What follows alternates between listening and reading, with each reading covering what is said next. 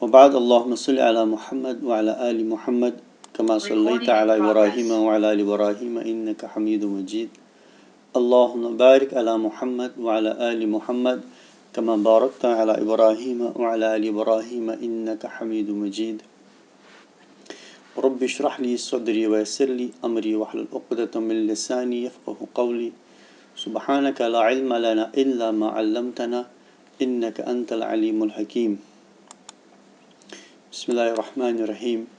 All praise be to Allah subhanahu wa ta'ala and His choicest blessings be upon Prophet sallallahu ta'ala alayhi wa sallam.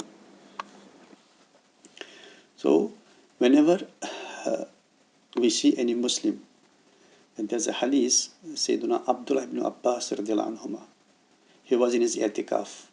From the context, it implies that it was not the Sunnah i'tikaf, rather it was Mustahab i'tikaf. Sunnah i'tikaf is, we know that it is the last 10 days of the Ramadan. Then there is any i'tikaf, there are types of i'tikaf. One of the i'tikaf is which is open-ended i'tikaf.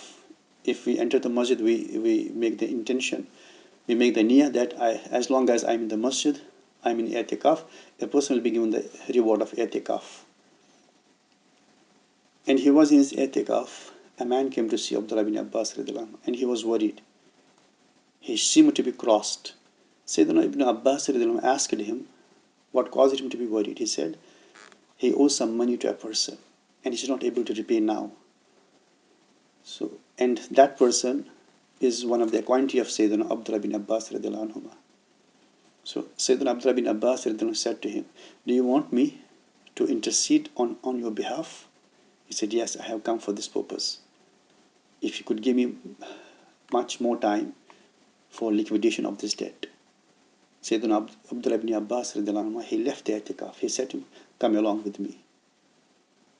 While they were walking towards a person, this person reminded Ibn Abbas of the i'tikaf. He said, oh Ibn Abbas, you were in the i'tikaf and you left the i'tikaf for me. He said, I heard from the Prophet sallallahu alaihi wasallam. Prophet said sallallahu alaihi wasallam, when a Muslim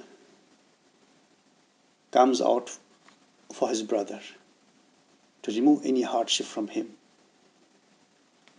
Allah subhanahu wa ta'ala causes three khandak, three trenches or three gulfs between him and the Jahannam.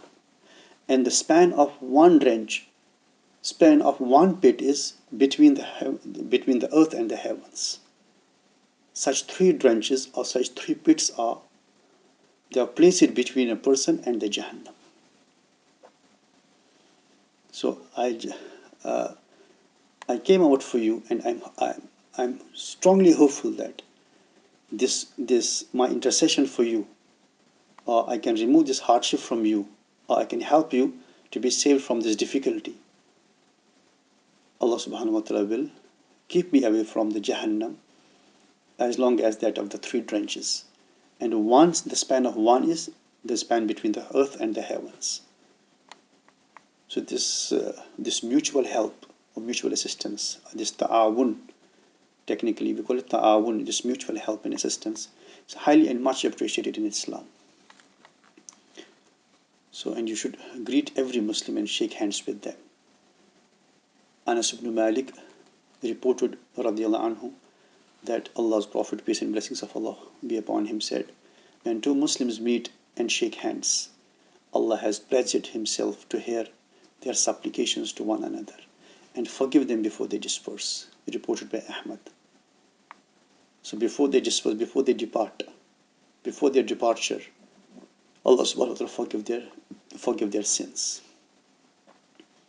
And it's not harmful to kiss the hand of righteous people. But here one must be very cautious about it is within the same gender. As far as the opposite gender in Islam is concerned, it's not permissible, strictly prohibited. So as long as it is the same gender, there's no problem with it. But opposite gender, it is strictly prohibited. So it is not harmful to kiss the hand of the righteous people. Ibn Abbas, may Allah be pleased with him, go in front of the camel of Zayd ibn Sabit radiallahu anhu. And he would do the same thing. Hafiz ibn Hajar rahimahullah has mentioned this at length in Fathul Bari. Fathul Bari is a commentary on Sahih al-Bukhari. That's one of the most authentic and most reliable sharah or commentary on Sahih al-Bukhari. Ibn Hajar rahimahullah has mentioned in Fathul Bari that many of the Sahaba, they used to do this. They used to kiss the forehead of the companions or the hand of the companions. So this is permissible if we come across with the scholars but of the same gender, then it is also permissible. And you should stand when receiving righteous person. When righteous people come, we should stand for them. And this is not against the hadith in which Prophet said, لا تقوموا كما تقوم الأعاجم يعظم بعضهم بعضا. You should not stand like the Ajami people, like the non-Arabs stand for the people. They respect one another this way. Actually, there are certain shurut for this. If we are sure that the person who is coming, if we get up, if we stand for him, this will not be a source of arrogance for him. He will not think that he's some special person or he's something superior to him. That's why these people was bound to stand up. If there is no such intention, if there is no such impression, then it is permissible. Sayyidina Rasulullah sallallahu alaihi wasallam, he would stand up for the Fatima radiallahu anha whenever she would come to see the Prophet sallallahu alaihi wasallam. And then Sayyidina Sa'd ibn Mu'az radiallahu anhu. Sa'd ibn Mu'az radiallahu ta'ala anhu, whenever he would come to see the Prophet sallallahu alaihi wasallam, Prophet would say to Sahaba, Qumu ila sayyidikum. You welcome your Sayyid, your leader, Sa'd ibn Mu'az radiallahu anhu. So ulama agree that, however, if we have this impression, slightest impression that if I stand up and the person may feel that he is something special than others, he is superior to others, then we are not supposed to stand up for him. So as far as the people of Deen are concerned, specifically those who are known for their piety, known for their righteousness, and known for their humbleness, if anybody stands for him, that's a good thing, it's a good gesture on his behalf, as a token of respect for him. There's nothing problematic in it. But the condition is there. If it is the other way around, then one is not supposed to stand for him. And as for bending before them, it is not allowed. So bending is strictly prohibited. And you should keep your brother's honor, his life and his property against violation. When afflicted with an adversity, you should give condolence to him. Aisha radiallahu anha reported, a person sought permission from Allah's Messenger sallallahu alaihi wasallam to see him. He said, grant him permission. And also added, he is a bad son of his tribe, or he is a bad person of his tribe. When he came in, Prophet sallallahu alaihi wasallam talked with him gently. Aisha radiallahu anha is reported to have said, O Allah's Messenger sallallahu alaihi wasallam, you said about him what you had to say, that is, that he is a bad person. And then you treated him with kindness. The Prophet, peace and blessings of Allah be upon him, said, O Aisha, verily in the eye of Allah subhanahu wa ta'ala, the worst among us the person in rank on the day of resurrection is one whom the people abandon or desert out of the fear of indecency. Reported by Muslim. So this may also happen that in the society there are different types of people, and the social order also varies from one place to other place. We have the bitter experience of such thing in Kashmir, that there are many cruel people. When you are supposed to face them, we have to show good treatment to them, to be saved and protected from their wrath, from their fury, because they are the government forces, and you have to show sometimes. And that's not impermissible. That's all permissible to protect our honor and dignity. So if you come across with such a people who are obnoxious, reprehensible people, and then when we are supposed to meet them, we can show we can show our apparent kindness to them. But at least in the heart of the heart, there must be a regretfulness, so that we are saved from their fury, from their wrath. We should avoid the rich and deal with the poor. This is what Imam Al-Ghazali rahimahullah talks about, because during his time, and now also, most of the rich people, they are absorbed into the lavishness of their worldly life. This way they are away from the deen. So if you mix up with such people who are away from the deen, they are going to destroy our own life as well. However, this applies if they happen to be good, they happen to be pious, then there is nothing wrong with it. And you should support the orphans and visit the sick. Visiting a sick person, you should pray for his needy, speedy recovery. Curtail your stay and lower your gaze. The sick person should follow the Prophet's instructions, sallallahu alaihi wasallam, as reported by Usman ibn al-As radiallahu anhu. Put your hand where you feel the pain, then say 3 times in the name of Allah. Then repeat 7 times, I seek refuge with Allah and His might from what I feel and fear. Reported by Muslim. The hadith is أعوذ بسم الله أعوذ بالله وقدرته من شر ما أجد وأحاذر. It's one of the dua when you feel when we are supposed to pay a visit to the sick. Then we place the hand upon the affected area. Then we must recite this 7 times. Then there is also أعوذ بكلمات الله أعوذ بالله وقدرته من شر ما أجد وأحاذر. Then there is also Asallahu al-Azim, Rabb al-Arsh al-Azim, and Yashfiq 7 times. There are many du'as which we can supplicate. A sick person should endure patiently with neither disgust nor complaint. You should constantly ask Allah for speedy recovery. You should also follow Muslim funerals. Al-Amash, rahimahullah ta'ala, said, following funerals, we could not ascertain the deceased's relatives due to the prevailing sadness. You should also visit Muslim graveyards, supplicate for the dead, and move one's heart. Following a funeral, you should walk reverently, avoid speaking, thinking of death, and getting prepared therefor.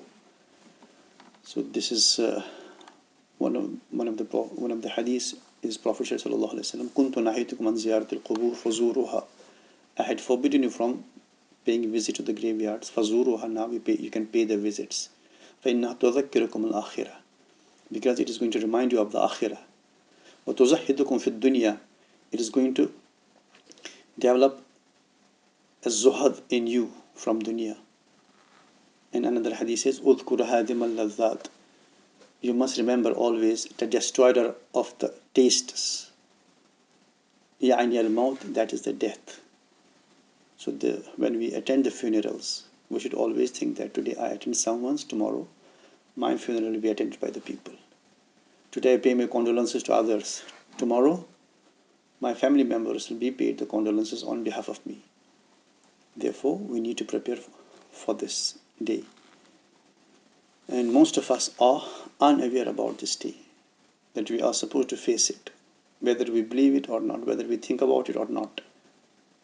But more we think about it, better it is for us. Because when we think about the death positively, that my true journey starts from the death, and I need to make the provisions for it.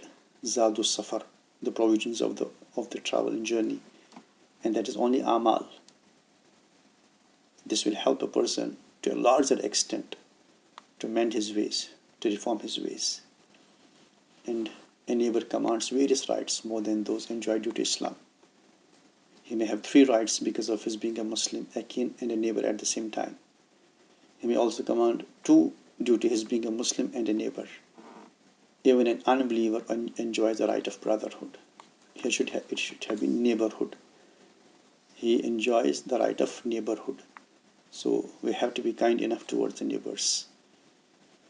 And there are many of the ahkam regarding the neighbors, but these are some important which we are supposed to observe all the time. And lastly, a Muslim should not only refrain from harming his neighbors, but also endure his harm. This is the lowest level, is that we should not harm anyone else. The highest level is that if we are being harmed by them, we should forgive, or we should endure their harm. Same applies to all our relationships.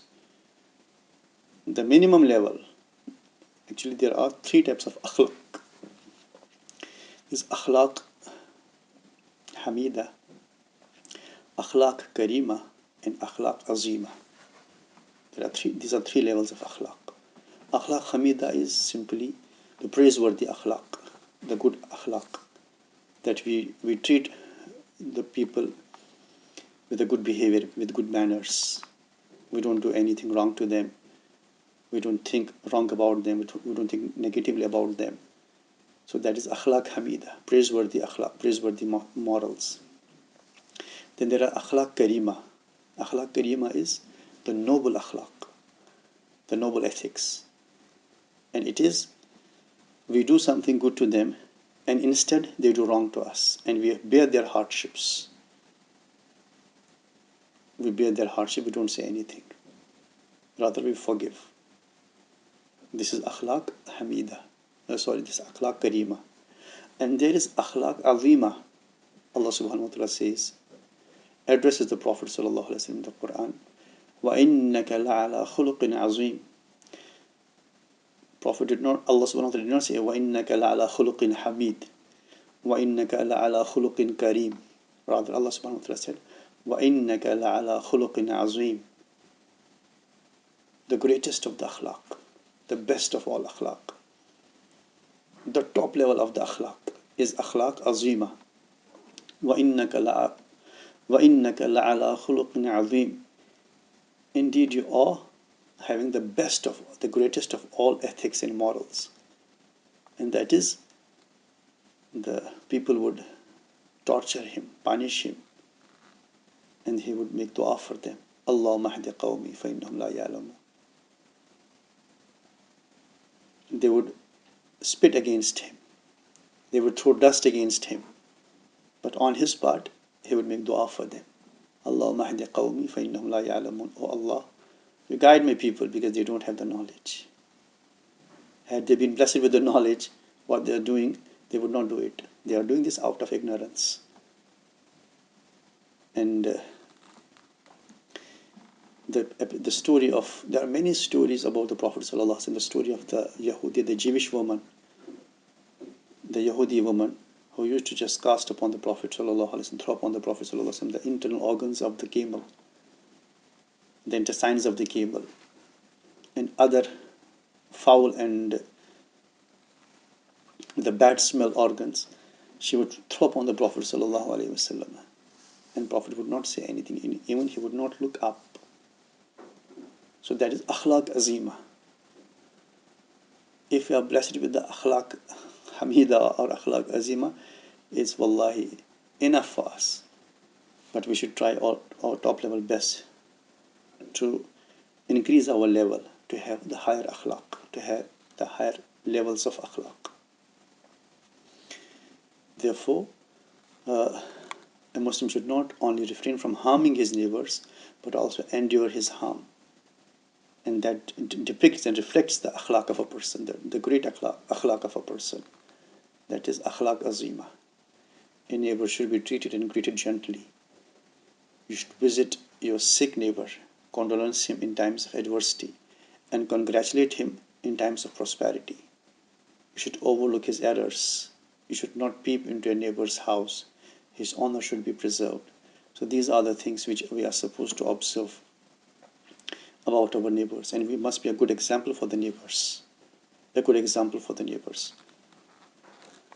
Imam Abu Hanifa rahimahullah, when he passed away, there was a Yahudi who was living nearby to him. Then he asked his immediate successors that for 40 years during the night he would watch a pillar in the room. But nowadays the pillar is gone. He said that was a pillar, that was Abu Hanifa rahimahullah performing the ibadah in front of Allah subhanahu wa ta'ala. And he said he bore the witness that he never saw any wrong in that person. Actually, and he was Yahudi. Arab says, there's a proverb in Arabic, Al-Fadlu ma shahidat bihil a'da. Al-Fadlu ma shahidat bihil a'da. The real excellence is when your enemy appreciates you. Your supporters, your friends, they always appreciate, even if we don't deserve the appreciation. Because of their love, they do appreciate the things which don't deserve to be appreciated. But when a person is being appreciated by the enemy, that is a true excellence. Al-Fadlu ma shahidat bihil a'da. So if your neighbors bear the witness that you are a good neighbor, and they happen to be non-Muslims, that's the true nature of the behavior of a person. That's what the the behavior, the character, the characteristics of a believer should be. Those who want to adapt the path of minhaj of Allah, minhaj al-qasidin is this, that their life is all illuminating. Wherever they go, they spread the light. Wherever they are, they spread the light. And these complementary manners, we need to focus upon. And they are complementary, but in essence, they add to the beauty of the character of a person. If we fail to observe them, if we fail to practice them, then our path to Allah subhanahu, our journey to Allah will be hampered. Because in this journey, what we need, the provision is our practical behavior, our practices, our akhlaq, our behavior, our ideals, our values. That's what takes us closer to Allah subhanahu wa ta'ala. That's what make our journey to Allah easier and comfortable. On the other hand, if we want to go to Allah, if we want to achieve Allah, and we want to tread the path of this minhaj of Allah subhanahu wa ta'ala, or this minhaj al-qasidin, the path which was trodden by many of our predecessors, many of our righteous predecessors. They taught this path. And if we are supposed to tread this path, then we have to follow these footsteps. These are the footsteps.